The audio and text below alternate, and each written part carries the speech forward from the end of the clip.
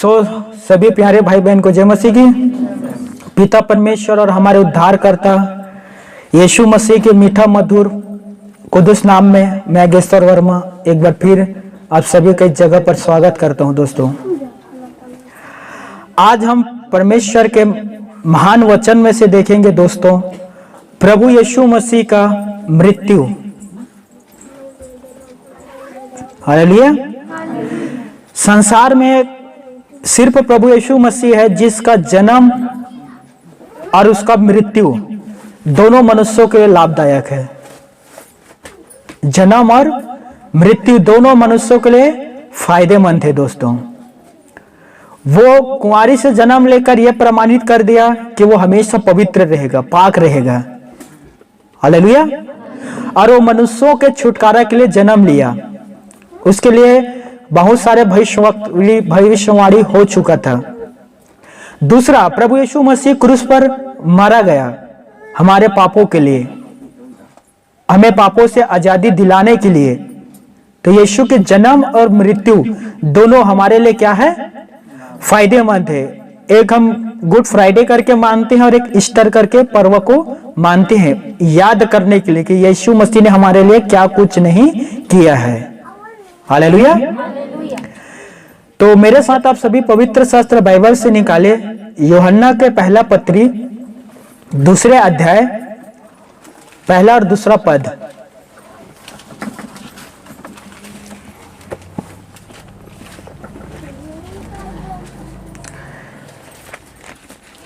यूहन्ना रचित सुसमाचार नहीं है, यूहन्ना का पहला पत्री, पत्रस के बाद आता है ये।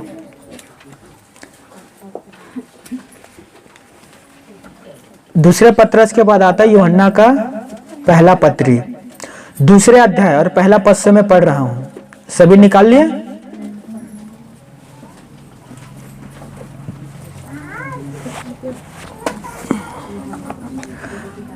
सभी निकाल लिए?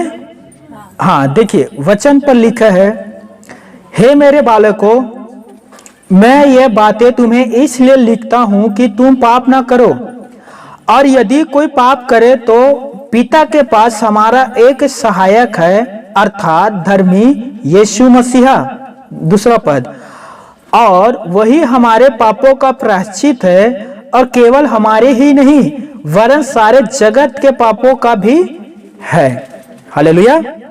पिता परमेश्वर अपने पढ़े गए पवित्र वचन पर हम सभी को आशीष दे। आमीन।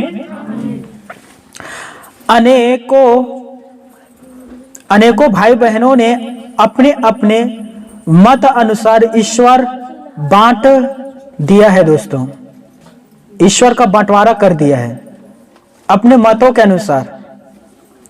अलग अलग देश के लिए अलग अलग धर्म और अलग अलग ईश्वर है। इस विचार के बांटने वाले व्यक्तियों के इस विचार के अनुसार बंटवारे की संख्या कभी बढ़ती है तो कभी घटती है। ध्यान से सुनना। एक कहता है कि कोई ईश्वर नहीं है, तो दूसरा कहता है कि केवल एक ही ईश्वर है। एक क्या कहता है? कोई ईश्वर नहीं है, तो दूसरा कहता है कि एक ही ईश्वर है। अन्य कहता है अनेक ईश्वर है, और कहते हैं कि सभी ईश्वर है। और कोई लोग कहते हैं कि ईश्वर एक है लेकिन रूप अनेक है। और कोई कहता है कि परमेश्वर एक है लेकिन नाम उसका अनेक है। मेरे बातों को समझना दोस्तों। अपने मतों के अनुसार ईश्वर का बंटवारा कर दिया। देश देश के अनुसार अलग अलग ईश्वर है। हर एक लोगों का अलग अलग अपने मानने वाले ईश्वर बना लिए हैं, है कि नहीं? इन लोग खुद स्वयं कंफ्यूजन में है। कोई कह रहा है कि एक ईश्वर है, तो कोई कहता है अनेक ईश्वर है, तो कोई कहता है सभी ईश्वर है। समझ में आ रहा है? कंफ्यूजन में है दोस्तों, उलझन में उलझे हुए हैं। लेकिन पवित्र शास्त्र बताता है कि गॉड इज वन, एक ही ईश्वर है, दूसरा कोई ईश्वर नहीं है। लेकिन अन्य जो है ग्रंथ है वे अलग अलग प्रकार से बताते हैं। हालेलुया। लेकिन बाइबल में लिख दिया है कि ईश्वर एक ही है और उसी एक ईश्वर की स्तुति करो, उसी एक ईश्वर की महिमा को करो और उसी एक ईश्वर के नाम को लेकर आगे जीवन को व्यतीत करो। अनेकों के लिए पवित्र शास्त्र में जगह नहीं है। मेरे बातों को सोचिए दोस्तों, कोई एक दिन को बड़ा मानकर उसी दिन बड़ा भक्ति के साथ तो सेवा को करता है कि आज के दिन बहुत बड़ा है, तो कोई उसी दिन को छोटा मानकर उस दिन सेवा नहीं करता। आप जानते हैं सभी दिन के अनुसार काम करते हैं। कोई एक दिन को बहुत बड़ा मान लेता है तो कोई उसी दिन को छोटा मान लेता है। कई एक ईश्वर का बंटवारा कर रहे हैं, तो कोई एक ईश्वर को अनेक कह रहा है, तो कोई एक दिन या साल या माह के रूप में ईश्वर को मान रहे हैं। लेकिन क्या ये सारे रीतियां प्रथाएं सही हैं? क्या ये परमेश्वर के सिद्धांत के अनुसार है? देखिए, वचन पर हमारा ये जो पवित्र शास्त्र वचन है जिसे परमेश्वर ने हमें दिया है, पूरे वचन को पढ़े और ध्यान से और गहराई के साथ पढ़े दोस्तों। इस प्रकार के उलझन में, कंफ्यूजन में आप नहीं पड़े रहोगे। हालेलुया। परमेश्वर पिता ने जब से जगत ये पृथ्वी की सृष्टि की है, रचना की है, तब से मनुष्यों के लिए उसने हर एक प्रथा रीति को लिख दिया है दोस्तों। यदि आप व्यवस्था विवरण पढ़ोगे तो वहां लिख दिया है कि मनुष्य है वो कौन कौन से काम को कर सकता है और कौन से काम है जिससे वो नहीं कर सकता। मनुष्य शपथ के दिन, विश्राम के दिन कौन से काम करेगा और कौन से काम नहीं करेगा। हालेलुया। नैतिकता के वचन और अनैतिकता के वचन दोनों आपको मिल जाएगा पुराने नियम पर। मेरे बात को समझना मेरे प्यारे भाई और बहनों, परमेश्वर को जानना और परमेश्वर में बने रहना और परमेश्वर के अनुसार चलना, यही मसीह जीवन है दोस्तों। वचन पर लिखा है, तुम पहले परमेश्वर को नहीं जानकर, परमेश्वर में नहीं रहकर परमेश्वर से दूर थे और उन रीति रिवाजों का पालन करते थे जो परमेश्वर के अनुसार नहीं है। लेकिन अब परमेश्वर ने तुम्हें पहचान लिया है, परमेश्वर ने तुम्हें चुन लिया है, तो वापिस उन रीति रिवाजों पर ना चले जाओ जो कहते हैं कि परमेश्वर अनेक है। मैं आपको हजारों उदाहरण दे दूंगा पवित्र शास्त्र बाइबल से, जहां पर परमेश्वर कहता है मैं ही यहोवा हूं, मैं ही परमेश्वर हूं। सबसे अधिक आपको पुराने नियम पर मिलेगा दोस्तों। हालेलुया। देखिए, परमेश्वर के एक दास है जिसका नाम पौलुस है। यह आपको मिलेगा प्रेरितों के काम 17 अध्याय और 23 पद में।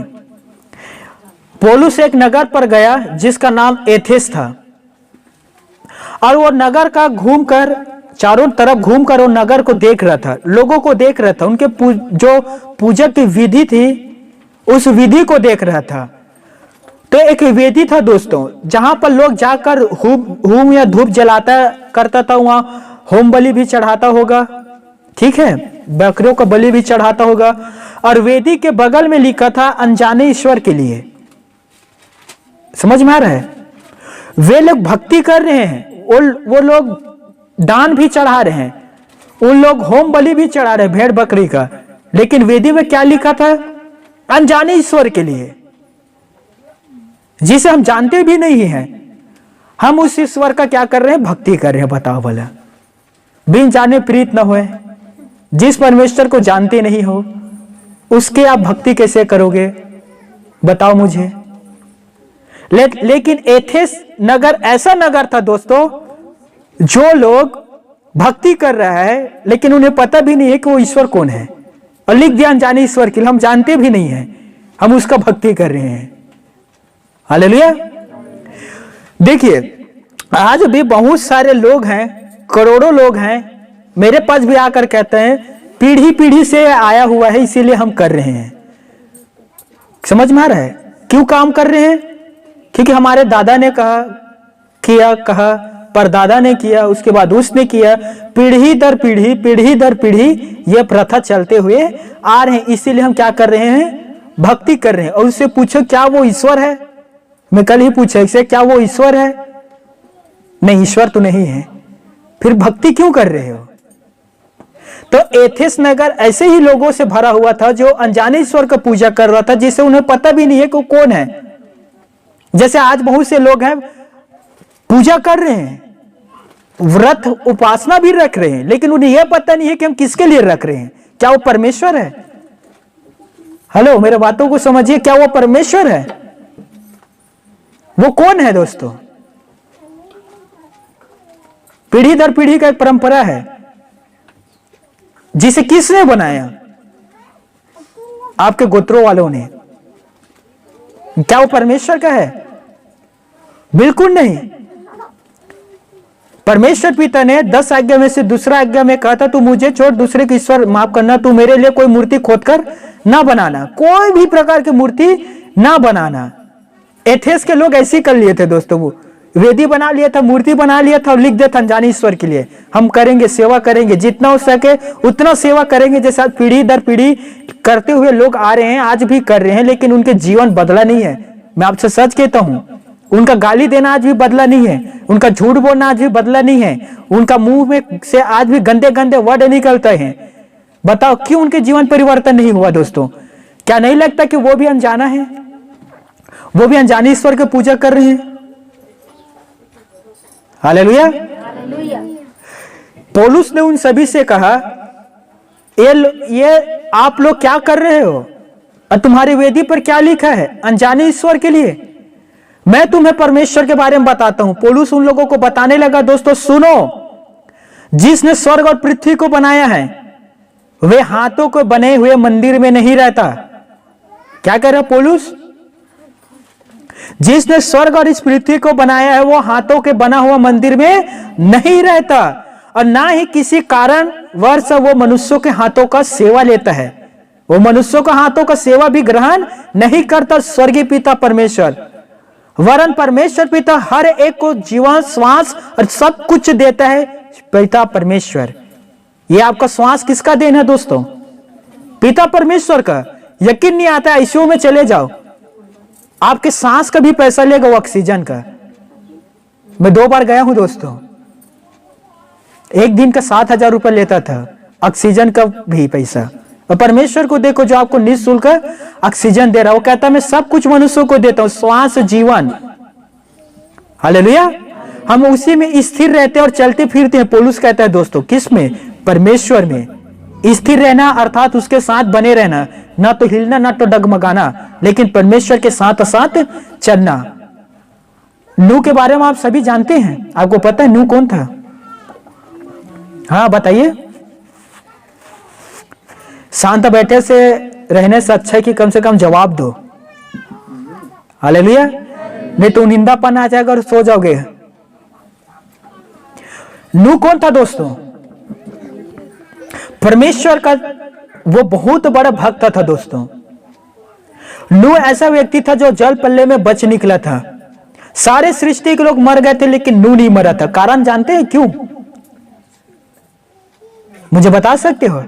वचन पर लिखा है कि नूह परमेश्वर के साथ साथ चलता था, अपने लोगों में से खरा था। वो समझ में आ रहा है? जितने पृथ्वी पर मनुष्य था ना, उन सभी मनुष्यों में से खरा था नूह, क्योंकि नूह परमेश्वर के साथ चलता था। नूह परमेश्वर के वाणी को सुनता था दोस्तों, जो काम आज के विश्वासी नहीं करते। मुझे विश्वास दिलाओ, जब आप प्रार्थना में बैठते हो तो कितना परमेश्वर से दुआ करते हो? कभी उसके आप शब्द को सुनते हो?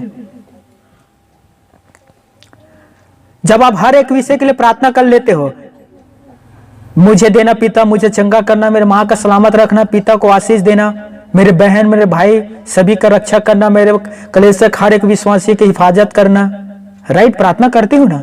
आमीन, खत्म। परमेश्वर कहता मेरा भी तो सुन ले, मैं भी कुछ तुझे बताना चाहता हूं। तब क्यों आप परमेश्वर का आवाज को नहीं सुनने के लिए रुकते दोस्तों? हम सिर्फ परमेश्वर को सुनाते हैं, उसके वाणी को सुनते हैं। नूह ऐसा विश्वासी था दोस्तों जो ज्यादा सुनता था परमेश्वर का।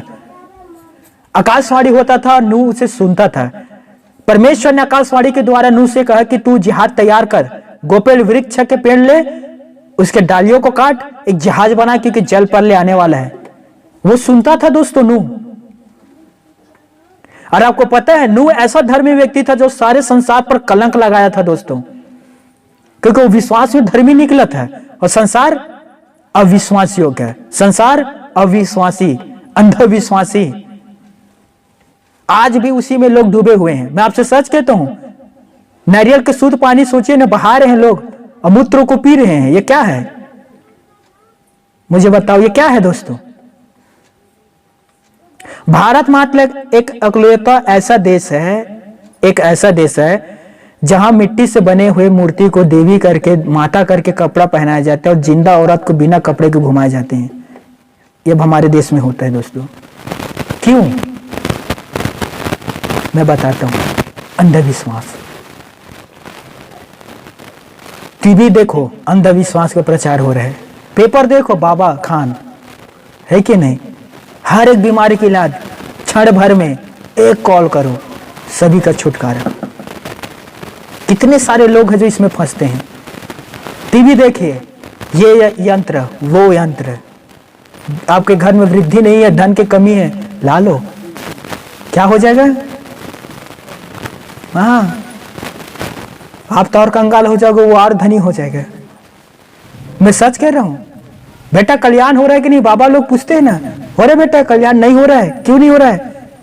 दोष है, ग्रह सही, आपका जो ग्रह है एक ही लेवल में नहीं है, ऊपर नीचे हो गया, उसे एक लेवल में करना है। उसके लिए क्या करना पड़ेगा? 15,000 पैसा दे, मैं अभी एक लेवल में कर देता हूं। बताओ वाला, इसके पास ग्रह नियंत्रण करने की शक्ति है। बताओ, इन्हें पता नहीं कि पृथ्वी से कितने बड़े सूर्य है, 17,000 पृथ्वी सूर्य पर समा सकता है, उसे यही नियंत्रण करेगा बाबा ढोंगी, है कि नहीं? कितने सारे अंधविश्वास का प्रचार होता है दोस्तों। मैं भी फंस गया था एक बार, 70,000 रुपये लेके 9-2-11। एथियस के लोगों के जैसे ना बनो, अनजाने ईश्वर के लिए जो लोग पूजा करते थे, अनजाने ईश्वर के लिए भेंट चढ़ाते थे, अनजाने ईश्वर के लिए। क्या ईश्वर ये सब चीज चाहता है दोस्तों? क्या वो अपने लिए बहुत बड़ा मंदिर चाहता है? वो क्या ईश्वर आपसे भेंट चाहता है दोस्तों? क्या वो आपसे बलि मांगता है दोस्तों? वो क्या करेगा इस सब चीज को लेकर? स्वर्ग, ऊंचे स्वर्ग में भी वो नहीं समाता दोस्तों, स्वर्ग से भी ऊंचा उसका सिंहासन है। वो आपके छोटे वाले बनाए हुए मंदिर पर आएगा? बताओ मुझे, क्या है जो आप उसे दे सकते हो? यीशु मसीह जगत में आते समय कहता है, देख तू मेरे लिए, तू होम बलि और मेम बलि से प्रसन्न नहीं होता, भेंट और बलिदान तूने नहीं चाहा। यीशु मसीह कहता है भेंट और बलिदान तू नहीं चाह, होम बलि और मेम बलि से तू प्रसन्न नहीं होता। देख परमेश्वर मैं आ गया हूं कि तेरी इच्छा पूरी करूं। यीशु कहता है कि तेरी इच्छा पूरी करूं। इब्रानी की पुस्तक पर लिखा है। परमेश्वर आपसे क्या चाहता है दोस्तों? हम परमेश्वर की इच्छा कैसे पूरी कर सकते हैं? कैसे? पिता परमेश्वर की इच्छा पूरी करना है तो पिता परमेश्वर के पास और उसे धन्यवाद दो, चाहे दुख में हो या सुख में हो। अपनी हर एक चीज उससे साझा करो, उसे बताओ, उससे बांटो दोस्तों। यदि आप आनंदित हो तो कहो पिता मैं आनंदित हूं। यदि आप दुखी हो तो परमेश्वर से बांटो, प्रभु मैं दुखी हूं, प्रभु मैं चिंताओं में हूं, मैं परेशान में हूं। ये सब चीज बांटो उससे दोस्तों। वो आपके साथ है, वो आपके सहायक है दोस्तों, आपकी सहायता करेगा। इब्रानियों की पुस्तक पर लिखा सबसे बड़ा महायाजक है। वो हर एक प्रकार के मनुष्यों के तकलीफ से गुजरा है दोस्तों। वो भूखा रहा, वो प्यासा रहा दोस्तों, मनुष्यों की निंदाओं को सहा, मनुष्यों के तानाओं को सहा। लोग ने उसे पेटू पियक्कड़ भी कहा दोस्तों, शैतान का यजक भी कहा कि शैतान की सहायता से निकालता हो। हर एक प्रकार के समस्याओं से गुजर, जो समस्याओं से आप गुजरते हैं, इसीलिए वो सबसे बड़ा महायाजक है। उससे हर एक चीज बांटो ना मेरे प्यारे भाई और बहनों। परमेश्वर पिता से अपने आप को परमेश्वर के साथ पक्ति बंद कर लो, बांध के रखो परमेश्वर के साथ। फिर देखिए कौन है जो आपको हिला सकता है और कौन है जो आपको डगमगा सकता है। भजनकार कहता है, हे परमेश्वर तू मुझे अपने आंखों की पुतली के समान रक्षक है। किसके समान? अपने आंखों की पुतली के समान। अपने पंखों के नीचे मुझे छिपा कर रख। मेरे प्यारे भाइयों और बहनों, भजनकार ने इस बात को कहा है कि जो परम प्रधान के छाए हुए स्थान में बैठे रहेगा वो सर्वशक्तिमान के छाए में ठिकाना पाता है। उसके नजदीक रहो दोस्तों।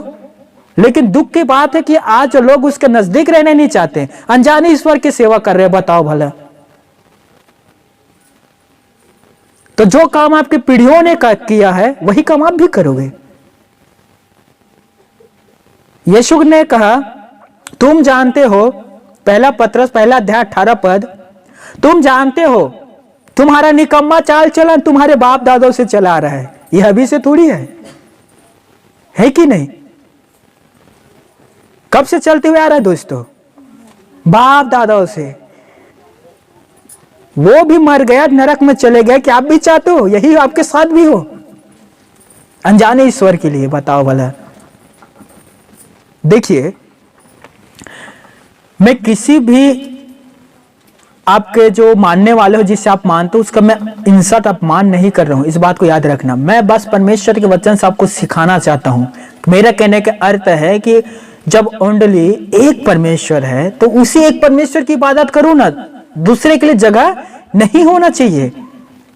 Hallelujah, hallelujah. यदि इन सब के बावजूद भी आप अनेकों को अपने जीवन पर जगह देते हैं, फिर वो परमेश्वर पिता आपका उद्धार नहीं कर सकता। इस बात को याद रख लेना। हालेलुया। देखिए, वचन पर लिखा है मेरे प्यारे भाइयों और मेरी बहनों, निर्गमन 3 अध्याय में लिखा है, पिता परमेश्वर ने मूसा को जलती हुई झाड़ी में दर्शन दिया। झाड़ी जल रहा था लेकिन वो भस्म नहीं हुआ। और मूसा ने उस दर्शन को देखा। परमेश्वर ने उससे कहा, हे मूसा, मैं हूं। ध्यान से सुनना, क्या कह रहा परमेश्वर? मैं हूं। तू जाके इजराइलियों से कह दे, तू जाके इजराइलियों से कहना, मैं तुम्हारे पितरों का परमेश्वर हूं। ध्यान से सुनना, यह वर्ड क्या है? परमेश्वर क्या कह रहा है? मैं तुम्हारे पितरों का परमेश्वर हूं, अर्थात अब्राहम का परमेश्वर हूं, इसहाक का परमेश्वर हूं, याकूब का परमेश्वर हूं। अब निर्गमन पढ़ लीजिए दोस्तों, मैं चाहता हूं निकालो, चलो निकालिए निकालिए, ताकि आपके समझ में आए, ताकि परमेश्वर का पहचान लो दोस्तों। एथेंस नगर के जैसे काम ना करना जाने ईश्वर के लिए। चलिए निकालिए। यस, निर्गमन 3 अध्याय, और हम 15 पद को देखेंगे, ठीक है? हाँ, निर्गमन 3 अध्याय 15वें पद। देखिए यहां लिखा है, पीछे वाले कोई भी एक पढ़ना जोर से। फिर परमेश्वर ने मूसा से यह भी कहा, तू इजराइलियों से यह कहना, तुम्हारे पितरों का परमेश्वर। इस बात को ध्यान रखना, पितरों का परमेश्वर। यहां यह नहीं कह रहा है कि मैं अभी का परमेश्वर हूं, मैंने तुझे अभी दर्शन दिया हो तो मैं अभी अभी अवतार लिया हूं, मेरा जन्म अभी हुआ है, यह कह रहा है? नहीं, यहां परमेश्वर क्या कह रहा है? तुम्हारे पितरों का परमेश्वर। ध्यान से सुन आगे, अर्थात अब्राहम का परमेश्वर, इसहाक का परमेश्वर, याकूब का परमेश्वर, उसी ने मुझको तुम्हारे पास भेजा है। हालेलुया। आगे हम और पढ़ेंगे, ध्यान से सुनना। यहां परमेश्वर अपने आप को झाड़ी पर दर्शन देकर अपने विषय में प्रमाणित कर रहे दोस्तों कि मैं पितरों का परमेश्वर हूं। मुझे बताओ, जिसकी आप आराधना करते हो, उपवास रखते हो, क्या वो पितरों का परमेश्वर है? मैं परमेश्वर के विषय में कह रहा हूं। उसका उत्पत्ति कहां से हुआ? हाँ बताइए, कहीं ना कहीं से उसका उत्पत्ति हुआ होगा ना। हो सकता है 1947 में, हो सकता है 1852 में, या हो सकता है 3रे सदी में, या हो सकता है 2रे सदी में। राइट, कहीं ना कहीं से उसका उत्पत्ति हुआ है ना दोस्तों। लेकिन परमेश्वर पिता कहता है, मैं ही अल्फा और ओमेगा हूं, मैं ही सारी सृष्टि का सृजनहार हूं, और मैं ही सारी सृष्टि को मिटा सकता हूं। कौन? परमेश्वर। वो क्या कह रहा है? मैं ही अल्फा और ओमेगा हूं। हालेलुया। मैं ही प्रथम और मैं ही अंतिम हूं। हालेलुया। मैं ही आदि और अंत हूं। यह मनुष्यों का कहना हुआ नहीं, और मनुष्यों का लिखा हुआ नहीं है दोस्तों, परमेश्वर का कहना और परमेश्वर का लिखा हुआ कि मैं ही हूं। हालेलुया। आगे पढ़ना। सदा तक मेरा नाम यही रहेगा। याद रखना, सदा तक मेरा नाम क्या रहेगा? यहोवा परमेश्वर। वो कभी नहीं बदलता दोस्तों। मलाकी 3:6, मैं यहोवा कभी नहीं बदलता, इसीलिए तुम नष्ट नहीं हुए, क्योंकि मैं बदलता नहीं हूं। मैं युगानुयुग एक सा हूं। जगत को बनाने से पहले और बनाने के बाद और अभी तक यहोवा यहोवा है दोस्तों। परमेश्वर परमेश्वर है। हालेलुया। मैं आप सभी से एक सवाल करना चाहता हूं, ध्यान से सुनना। मान लीजिए आप जिसकी आराधना करते हैं उसके नाम लेते होंगे, उसके नाम लेने से क्या परमेश्वर याद आता है? हाँ बताइए ना। शांत रखो, शांत। क्या देखिए, मैं पहले भी कह दिया था, एक नाम मात्र कुछ शब्द नहीं है। परमेश्वर ने कहा तू मेरे नाम को व्यर्थ में ना लेना। क्या कह रहा परमेश्वर? मेरे नाम को तू व्यर्थ में ना लेना। यहां पर परमेश्वर ने हमारे द्वारा परमेश्वर के नाम को इस्तेमाल करने के लिए बताया है दोस्तों। यह नाम पहचान को दर्शाता है। मेरी बात को समझना, यह नाम क्या दर्शाता है? पहचान को। यदि मैं आपसे कहता हूं आपका क्या नाम है, तो आप क्या कहोगे? अब अपने नाम को बताओगे ना। यही नाम और इसी प्रकार से लागू परमेश्वर के नाम पर होता है। उसका नाम उसके पहचान को दर्शाता है। यहोवा ने कहा मेरे नाम को व्यर्थ में ना लेना। जब हम परमेश्वर के नाम को लेते हैं तो परमेश्वर की वो छवि हमारे सामने में आता है कि कैसे उसने सृष्टि को रचना किया और कैसे वो पापी करने वालों से घृणा करता है और धार्मिकता का उद्धार करता है। हालेलुया। यदि मैं यहां पर गोविंद है, गोविंद के नाम लूंगा, तो गोविंद नाम लूंगा तो उसका छवि मेरे दिमाग में आएगा। ठीक आ रहा है? आपको समझ में आ रहा है? मैं गोविंद के नाम लेकर परमेश्वर को नहीं सोच सकता दोस्तों, क्योंकि गोविंद के नाम लूंगा तो गोविंद का जो पहचान है वो मेरे सामने आएगा। जैसे बहन पद्मनी का नाम लूंगा तो उसका छवि मेरे सामने आएगा। तो मेरे कहने का अर्थ है, जिसकी आप आराधना करते हो उसके नाम को लेते हो तो किसका छवि आता है? परमेश्वर का आता है। क्या परमेश्वर की छवि आते हैं दिमाग में? नहीं आता होगा। इसीलिए परमेश्वर ने कहा सदा तक मेरा नाम यही रहेगा, हमेशा तक मेरा नाम यही रहेगा, वो कभी भी बदलेगा नहीं। हालेलुया। जब यीशु मसीह पृथ्वी पर आया तो उसने भी प्रार्थना किया, तो कहा हे हमारे पिता तू जो स्वर्ग में है, तेरा नाम पवित्र माना जाए। हालेलुया। यीशु मसीह ने जो ऊपर वाले था उसे हमारे बीच में लेकर आ गया, निकट ला लिया दोस्तों, पृथ्वी पर ला दिया। यीशु ने कहा जो मुझे देखा है उसने परमेश्वर को देखा है। हालेलुया। हालेलुया। मेरे बातों को समझिए मेरे दोस्तों। जिसकी आप सेवा करते हो उसके नाम लीजिए या उसके नाम लेते हो, तो क्या उसमें परमेश्वर की छवि दिखाई देता है? नहीं देता होगा। हालेलुया। यीशु मसीह पृथ्वी पर आया था, लेकिन जब अब यीशु के नाम लेते हो तो यीशु के साथ पिता जुड़ा हुआ है। एक जगह यीशु ने कहा, यूहन्ना अध्याय मेरे ख्याल से 10:30 में, मैं और पिता एक हैं, हम दो नहीं हैं। हालेलुया। हमारा मनुष्य तो अस्तित्व तो एक है, हम दो नहीं हैं, मैं और पिता एक हैं। हालेलुया। जो मेरा सुन लिया उसने पिता के भी सुन लिया, जिसने मुझे देख लिया उसने पिता को भी देख लिया। पिता का अर्थ है परमेश्वर को देख लिया।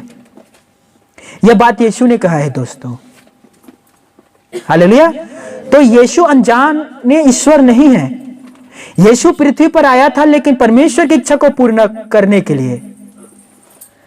आमीन। आगे देखिए, और सदा तक मेरा नाम यही रहेगा। आगे और पीढ़ी पीढ़ी में मेरा स्मरण याद इसी से हुआ करेगा। यहां स्पष्ट रीति से लिख दिया है, पीढ़ी पीढ़ी में भी मेरा नाम इसी से स्मरण किया जाएगा। कोई सी भी पीढ़ी क्यों ना हो, मेरा नाम कभी भी नहीं बदलेगा। हालेलुया।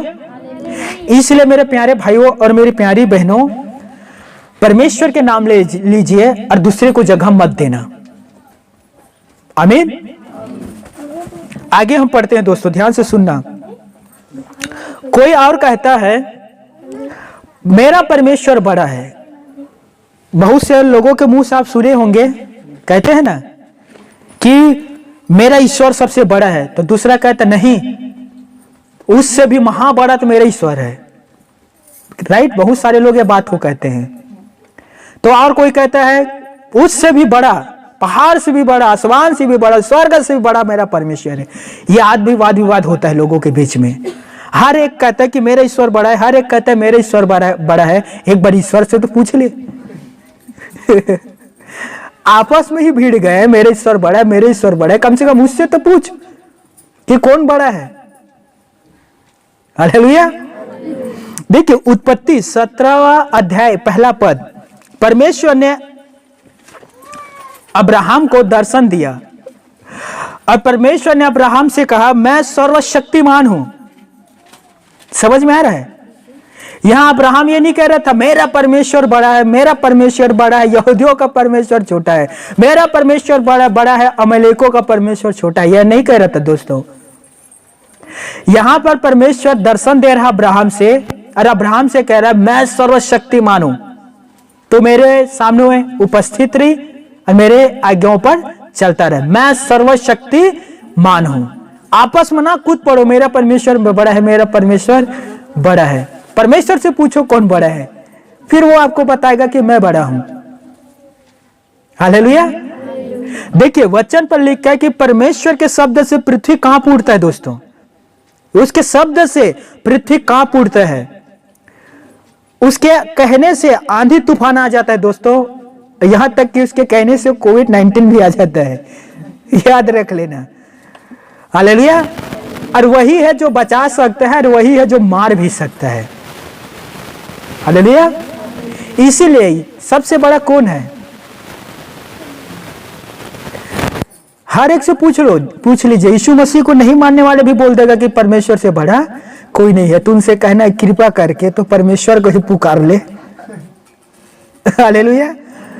जो सबसे बड़ा और महान है। हालेलुया। चलिए मेरे साथ एक पुस्तक और नहीं करना है, यशायाह के पुस्तक 44 अध्याय 44 और 6वां पद, 6th वर्ष पद। यशायाह का ना 44 6वां।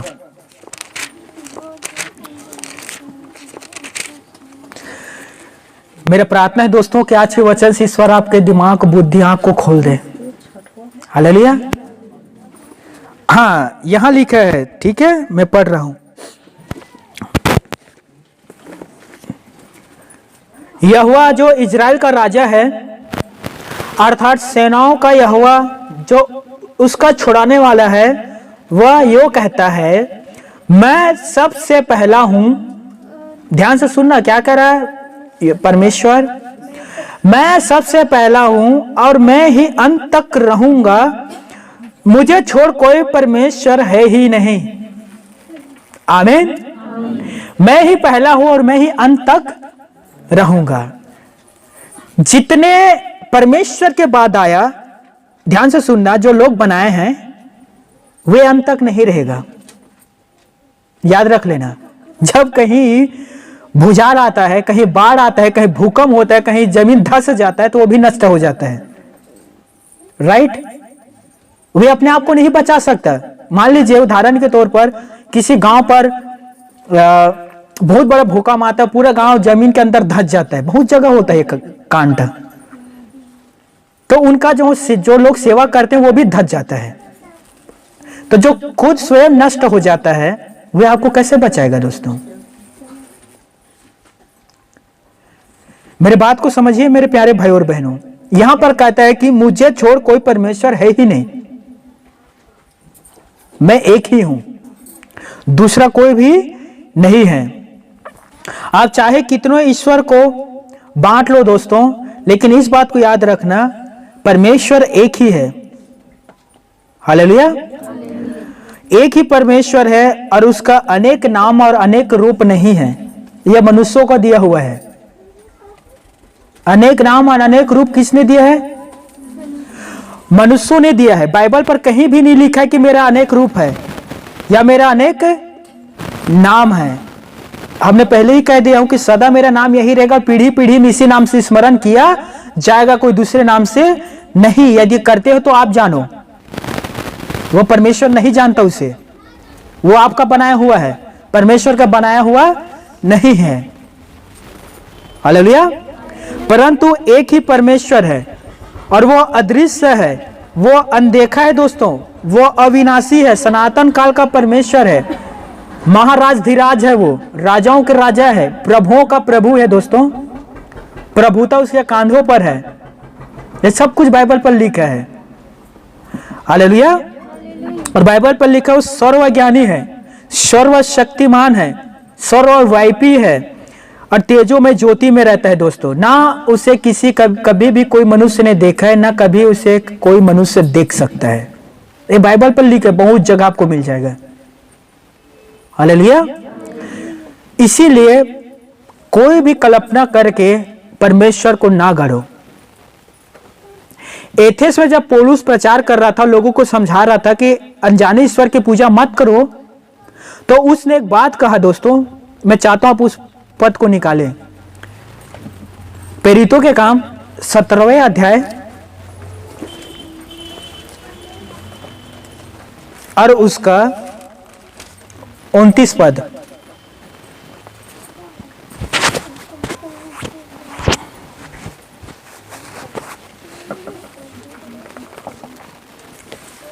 ठीक है, 29 पद क्या लिखा यहां?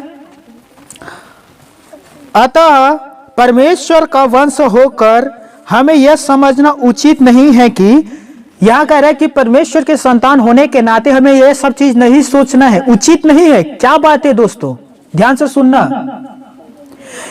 ईश्वर तो सोने या रुपए या पत्थर के समान है, ध्यान से सुनना, जो मनुष्य की कारीगरी और कल्पनाओं से गढ़े गए हैं।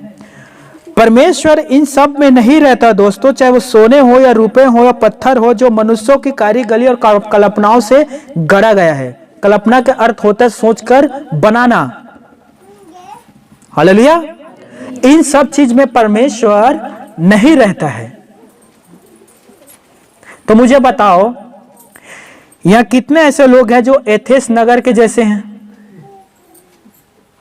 जो अनजाने ईश्वर का सेवा कर रहे हैं?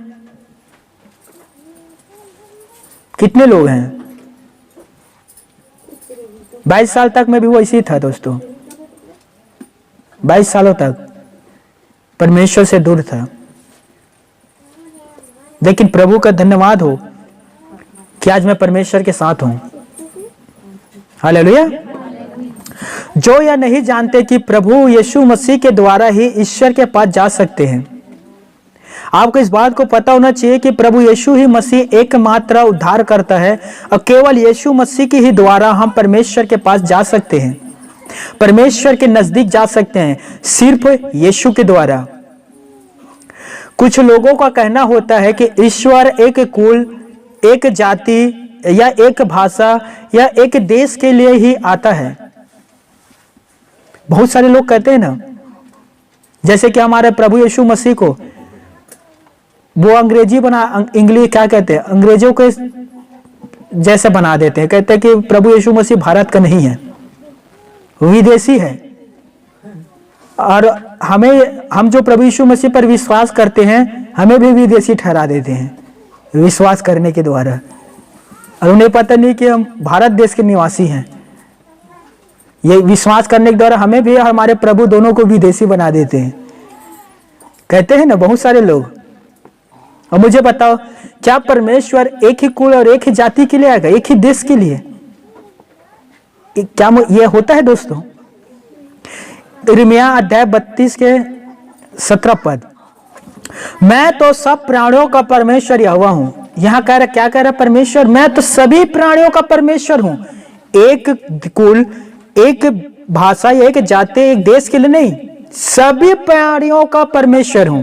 मुझे बताओ, क्या हम सभी का एक ही परमेश्वर नहीं है? क्या हमें रचने वाले एक ही नहीं है? फिर क्यों हमें प्रकार से लोग हमारे बारे में कहते हैं कि तुम्हारा परमेश्वर विदेशी है, और ये नहीं पता कि हमें विदेशी कह रहा, हमारे परमेश्वर को विदेशी कह रहा, उसी ने उसे बनाया है। हालेलुया, प्रभु की महिमा हो। हालेलुया। देखिए, परमेश्वर ये नहीं कह रहा है कि मैं सिर्फ एक हिंदू का परमेश्वर हूं, वो नहीं कह रहा कि मैं सिर्फ मुस्लिम का या ईसाई या क्रिश्चियन का परमेश्वर हूं। वो कहता है मैं सभी प्राणों का परमेश्वर हूं। हालेलुया। वो हर एक का परमेश्वर है। यीशु पर विश्वास करने से हम परमेश्वर के पास पहुंच रहे हैं दोस्तों। यीशु पर विश्वास करने से आज हम परमेश्वर को पिता के नाम से पुकार रहे हैं। यीशु पर विश्वास करने से, मांगने से पहले परमेश्वर हमें सब कुछ दे रहा है। यह सब कुछ सिर्फ हुआ तो यीशु पर विश्वास करने के ही द्वारा हुआ है दोस्तों। हालेलुया। रोमियो अध्याय 3 29 और 30 पद, वहां लिखा क्या परमेश्वर केवल यहूदियों का ही है? पौलुस रोमियो को लिखता है क्या परमेश्वर केवल यहूदियों का है? क्या अन्य जातियों का नहीं है? हाँ, अन्य जातियों का भी परमेश्वर है, क्योंकि परमेश्वर एक ही है। मुझे बताओ, क्या परमेश्वर सिर्फ यहूदियों का है, यूनानियों का है, फरीसियों का है? क्या वो सभी जातियों का परमेश्वर नहीं है दोस्तों? सभी जातियों का है। हालेलुया। देखिए, पिता परमेश्वर की दया, करुणा एवं प्रेम की कोई सीमा नहीं है दोस्तों। वह सारे संसार के लोगों से प्यार को करता है, इसीलिए वो परमेश्वर पिता सारे संसार का है, हर एक के लिए। अब विश्वास करें, वो परमेश्वर पिता आपका भी पिता है, वही मेरा भी पिता है। वो परमेश्वर पिता जितना प्रेम आपसे करता है उतना ही प्रेम वो मुझसे भी करते हैं। आमीन। परंतु कुछ समाज के लोग स्त्रियों को निम्न श्रेणी में गिनते हैं। स्त्रियों को, उनके लिए अलग स्थान और अलग दर्जा है, आप भी जानते होंगे। पुरुषों से एक उम्र के बाद बुजुर्गों को भी समाज में स्थान नहीं रहता या नहीं दिए जाते, लेकिन परमेश्वर का प्रेम सबके लिए एक जैसा है दोस्तों। चाहे वो स्त्री हो या तो बुजुर्ग हो या तो जवान हो या बच्चे हो, लेकिन परमेश्वर का प्रेम सभी के लिए एक समान है। हालेलुया। यीशु मसीह ने वचन पर कहा है, ना कोई यहूदी है, ना कोई यूनानी है, कोई नर है ना नारी है, तुम सभी परमेश्वर में एक हो। हालेलुया। यहां सभी को पिता परमेश्वर इक्वल बना रहा है दोस्तों, अलग अलग नहीं, एक समानता बना रहे, एक दृष्टि से सभी को देख रहे, चाहे वो स्त्री हो या तो पुरुष हो। आपको पता है बहुत जगह स्त्रियों को मंदिर में प्रवेश करना मना रहता है। बहुत जगह ऐसा होता है जब स्त्रियों का परेड के समय होता है, आप जानते हो परेड, उस समय उन्हें मंदिर में या तो फिर कहीं जगह जाने के लिए मना होता है, या तो बहुत सारे काम करने के लिए घर पर मना करते हैं। लेकिन परमेश्वर की दृष्टि में वो मना नहीं करता, बल्कि खुद 12 वर्ष जो स्त्री लहू से बहने से ग्रस्त थी, उसने यीशु को छुआ था। हालेलुया।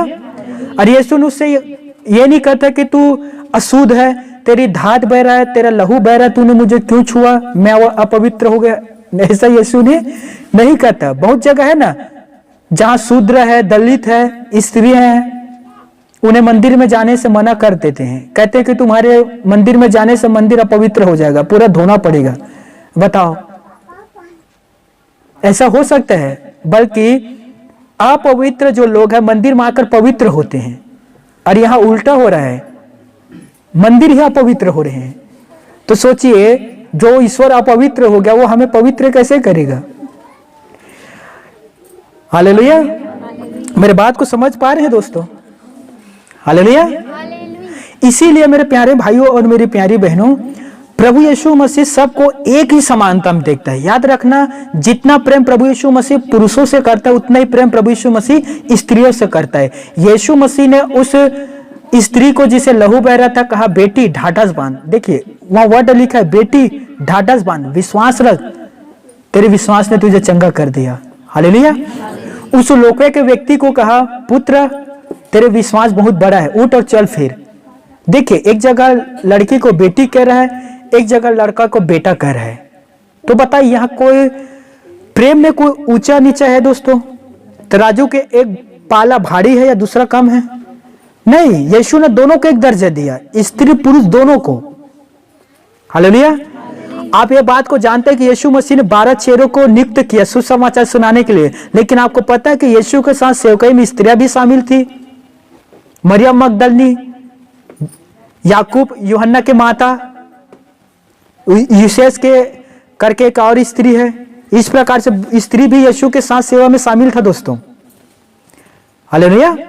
और सबसे बड़ा जो सेवा का काम किया था स्त्री ने किया था, मरियम मगदलनी ने। जी उठने के बाद पहला दर्शन किसे मिला था? मरियम मगदलनी को। पवित्र स्थान किसे मिला था? मरियम मगदलनी को, यीशु के चरण। हालेलुया। जाके पहला सुसमाचार मरियम मगदलनी ने चेलों को सुनाया था कि यीशु मसीह जी उठा है। हालेलुया। तो यीशु ने 12 चेलों को भी नियुक्त किया था, तो स्त्रियों को भी नियुक्त किया था अपने प्रचार सुनाने के लिए।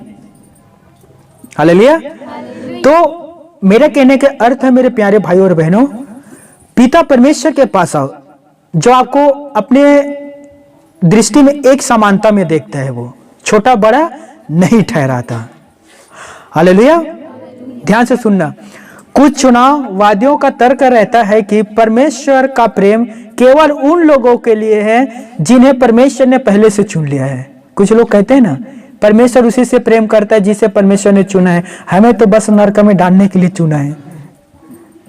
बहुत सारे लोग कहते हैं, हे ऊपर वाले देख, तुमने मुझे क्यों बनाया, कितना मुझे दर्द हो रहा है, तुझे दिखाई नहीं देता। उसे तो दिखाई दे रहा है, तुझे दिखाई दे रहा है कि तूने कितना पाप किया है। मैं सच कहता हूं, बहुत सारे लोगों का तर्क होता है। बहुत सारे लोग दुख में या तो फिर तकलीफ में चिल्ला उठते हैं, बस बहुत हुआ, उठा ले ऊपर वाले,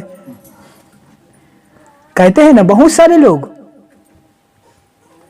लेकिन मैं आपसे कहना चाहता हूं, बाइबल पर लिखा है 1 थिमुथियुस 2 अध्याय 4 पद, मैं चाहता हूं कि सभी मनुष्य को उद्धार हो और वो सत्य को भले भांति पहचान ले। परमेश्वर क्या कर रहे हैं दोस्तों? हर एक मनुष्य को उद्धार हो, वो मुझे पहचान ले। हर एक मनुष्य को मन फिराने का अवसर देता है पिता परमेश्वर। वो नहीं चाहते कि कोई भी मनुष्य नष्ट हो, वो नहीं चाहते कि कोई भी मनुष्य नरक पर जाकर जले, लेकिन मनुष्यों का मन कठोर, हठीले, ढीठ हो जाते हैं। मैं आपसे सच कहता हूं, मैं कितने सारे ऐसे लोगों को जानता हूं जो यहाँ कलीसिया में आते थे, इतना सारे आशीष पाने के बाद भी संसारिक जीवन पर लौट गए। क्यों? क्योंकि उनके मन कठोर है, ढीठ इंसान है वो। छत्तीसगढ़ी में क्या कहते हैं उसे?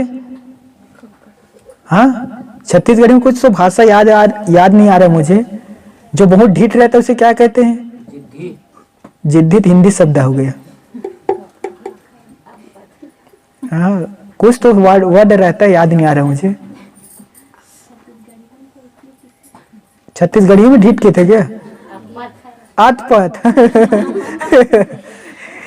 ये अतपथ लड़का है, उतियाई लड़का भी बोलते हैं ना, उतियाई किसी का भी नहीं सुनता। तो इसी प्रकार से परमेश्वर भी कहते हैं ये उतियाई हो गया है।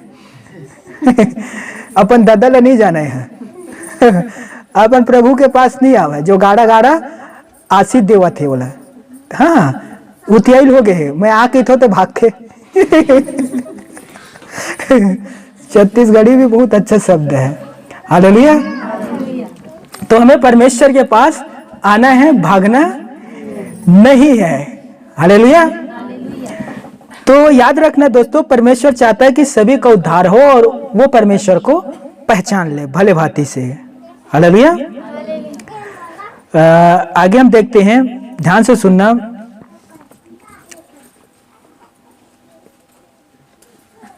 ठीक है, सत्य को पहचानो। ठीक है, यहां लिखा है कि वो सत्य को भले भांति पहचान ले। सत्य को पहचान लो। सत्य क्या है दोस्तों? हाँ बताइए।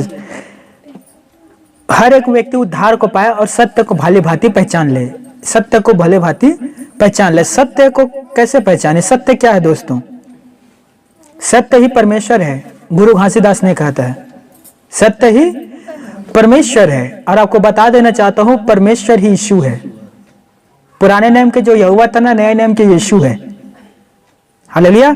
इसीलिए यीशु ने कहा मैं ही सत्य हूं। देखिए, कबीरदास कहता है सत्य ही परमेश्वर है, उसे नहीं कहता मैं सत्य हूं। लेकिन यीशु क्या कहता है? मैं ही सत्य हूं। मैं ही वो जीवन हूं और मैं ही वो मार्ग हूं। हालेलुया। बिना मेरे द्वारा कोई भी परमेश्वर तक नहीं पहुंच सकता। मैं ही हूं जो मनुष्य को परमेश्वर तक पहुंचा सकता हूं। क्यों? क्योंकि मैं ही सत्य हूं। हालेलुया। बहुत जगह ग्रंथों में लिखा है सत्य को जानो, सत्य को ढूंढो, सत्य को पहचानो। लेकिन सत्य है कौन? यह सबसे बड़े सवाल है। कौन है सत्य? सत्य यीशु है दोस्तों, क्योंकि उसने खुद कहा मैं ही सत्य हूं। हालेलुया। तो मान लीजिए आप यीशु को पहचान लिए तो यीशु ही सत्य है और वही सत्य आपको परमेश्वर के पास ले जा सकते हैं। आमीन। यीशु ने कहा दोस्तों यूहन्ना रचित सुसमाचार 8वें अध्याय 32 पद में, तुम सत्य को पहचानोगे, सत्य तुम्हें आजाद कर देगा। आमीन। तुम सत्य को जान लो और सत्य तुम्हें स्वतंत्र करेगा। आमीन। तुम सत्य को पहचान लो, सत्य तुम्हें शैतान के हर एक सत्र से बचाएगा। सत्य को पहचानो, सत्य को जानो दोस्तों, और सत्य ही हमारा प्रभु यीशु नसरी है। आमीन। इसीलिए मेरे प्यारे भाई और बहनों, यीशु में याद रख लें इस बात को, यीशु में सत्य नहीं बल्कि खुद ही वो एक सत्य है। हालेलुया। सबसे बड़ा प्रमाणित था कुमारी से जन्म लेना, जो इतिहास में आज तक किसी ने भी नहीं किया है। कुमारी से जन्म लेना। आप सभी को पता है कि मरियम कुमारी थी। हालेलुया।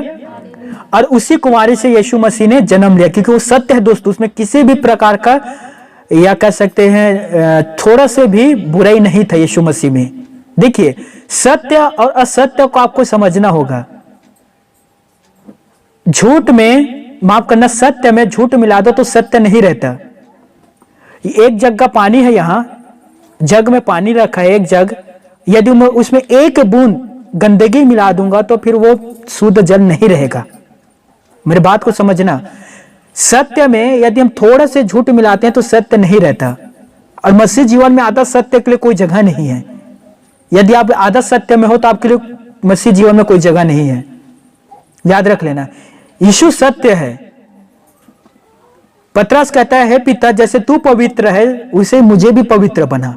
मैं भी आपके जैसे मार्ग में चलना चाहता हूं, आपके साथ में। हालेलुया। अब देखिए, यीशु ही सत्य है, इस बात को याद रखना, दूसरा कोई नहीं है। कल ही मैं एक व्यक्ति से बात कर रहा था, उसने कहा वो तो ईश्वर है, तो उन लोग तो बुराई कर सकता है। समझ में आ रहा है? उन लोग व्यभिचार कर सकता है, उन लोग पुरुषों, माफ करना, उन लोग स्त्रियों के साथ संबंध बना सकता है। वो भगवान है, परमेश्वर है, लेकिन हम नहीं कर सकते। तो सोचिए, मैं जिसका अनुसरण करता हूं, मैं जिसका अनुयायी हूं, उसका गुण भी तो मेरे अंदर आएगा ना। मैं यीशु का अनुयायी हूं, मैं यीशु पर विश्वास करता हूं, तो मैं यीशु के जैसे चलूंगा ना। तो यीशु में टोटल सत्य है दोस्तों, तो वो मेरे जीवन पर आएगा। यदि उसमें सत्य नहीं रहता, कुछ बुराई भी रहता, तो वो भी मेरे जीवन पर आता। लेकिन यीशु में किसी भी प्रकार की बुराई नहीं पाया गया। पतरस लिखता है, गाली सुनकर गाली नहीं देता था, दुख उठाकर किसी को धमकी नहीं देता था, अपने आप को परमेश्वर के हाथों में सौंप दिया था। यह पतरस ने लिखा है। तो हम भी अपने आप को यीशु के हाथों में सौंप देते हैं। इसीलिए यीशु के जो गुण है वो हमारे अंदर है दोस्तों। यीशु के जो छवि वो हमारे अंदर है। हालेलुया। जैसे पिता परमेश्वर के पुत्र प्रभु यीशु मसीह पवित्र था, हम भी आज वैसे जीवन जी रहे हैं यीशु की कृपा और अनुग्रह से। आमीन। मेरी बात को समझ पा रहे हैं दोस्तों? प्रभु यीशु मसीह ही है दोस्तों जो हमें अंधकार के गहराई से बाहर निकाला है दोस्तों, ज्योति में लाया है। प्रभु यीशु मसीह ही है जो हमें ज्योति में चलाते रहता है दोस्तों। पापों से शुद्ध करके आज हमें परमेश्वर के पास ले आया है, वो प्रभु यीशु मसीह ही है। हालेलुया। इसीलिए मेरे प्यारे भाइयों और मेरी प्यारी बहनों, आज भी प्रभु यीशु मसीह आपको बुला रहा है। मैं तुम्हें नाम लेकर बुलाता हूं, यशायाह में लिखा है 43 में। बस आप उसके पास आ जाओ। आप अपने आप को कभी भी शुद्ध नहीं कर सकते। आप अपने सोचों के अनुसार अपने आप को कभी नहीं बदल सकते। आप कितनों भी सोच लीजिए मैं बदलूंगा, कभी नहीं बदल पाओगे। यीशु मसीह में आने से पहले मैंने कितने बार कोशिश किया कि मैं शराब छोड़ूंगा। मैं महाराष्ट्र में काम कर रहा था दोस्तों, मैं गुटखा शराब को 2 माह के लिए छोड़ दिया था, फिर तीसरे माह से फिर शुरू कर दिया। मैं आपसे सच कह रहा हूं, मैं एक बीड़ी पीता था प्रभु में आने से पहले। मैं कितने बार इस बीड़ी को छोड़ने की कोशिश की, एक बार तो इतना अधिक खांसी आने लगा कि कब पूरा जो छाती में कब मार गया था। मैं आज के बाद बीड़ी नहीं पीऊंगा, अपनी इच्छा से छोड़ने की कोशिश किया, 15 दिन नहीं पिया, 16वें दिन से फिर शुरू कर दिया। तो मैं चाहकर भी मैं अपने आप को नहीं बदल सकता था, लेकिन यीशु मसीह ने मुझे बदला। जब उसने कहा मेरे पीछे हो ले, हमें उसके पीछे चला और उसने मेरा जीवन बदल दिया। हालेलुया। इसीलिए मेरे प्यारे भाइयों और मेरी प्यारी बहनों, आप भी यीशु के पास आ जाएं, वह आपके जीवन को बदल देगा। आमीन। अनजाने ईश्वर के पीछे मत दौड़ो दोस्तों, वे आपको कभी भी नहीं मिलेगा। आप उसके शब्द को कभी नहीं सुनोगे, आपके जीवन पर शांति नहीं आएगा दोस्तों। हमेशा आप डिप्रेशन, परेशान, फ्रस्ट्रेशन में रहोगे, बेचैन रहोगे, रात दिन सो नहीं पाओगे। यीशु मसीह में पहले मैं रात भर नहीं सो पाता था दोस्तों, लेकिन आज बहुत आराम से सोता हूं, बहुत अच्छा, शांतिपूर्वक, प्रभु की कृपा से। हालेलुया। तो आप सभी अपना जीवन प्रभु यीशु मसीह को दे दीजिए, आपके जीवन बदल जाएगा दोस्तों। आमीन। मैं आप सबके लिए प्रार्थना कर देता हूं, अपने आंखों को बंद कर लीजिए। हे आसमानी अब्बा पिता परमेश्वर, धन्यवाद आज के सुंदर समय के लिए, धन्यवाद आज के इस दिन के लिए, धन्यवाद जो आपने हमें श्वास दिया, हमारी जो धड़कन धड़क रहा है पिता, आपने हमें बीमारियों में धीरज धरने के लिए, सब्र रखने के लिए सामर्थ्य को दिया। बीमारी में हम चंगे हुए, हम आपके हमेशा बाट को जोते रहेंगे पिता परमेश्वर। तू ही सामर्थ, महिमा और धन्यवाद के योग्य है पिता परमेश्वर। हमारे इन तमाम प्यारे भाई बहनों को ब्लेस दे पिता परमेश्वर, वे भी आपको पहचानने पाए, वरन आप उन्हें पहचान लीजिए पिता परमेश्वर। वे हमेशा आपके वचन पर चलता रहे पिता परमेश्वर। पिता, इनमें से यदि कोई बीमार है उन्हें चंगाई दे पिता, यदि कोई दुष्ट आत्मा से पीड़ित है उसे छुटकारा दे पिता, जो पाप के दलदल और कीचड़ में फंसे हुए पिता उसे बाहर निकाल ले। धन्यवाद जो आपने हमारी प्रार्थना को सुना और आशीष को दिया प्रभु। इस दुआ को यीशु नर्सरी के नाम से मांगता हूँ, आमीन।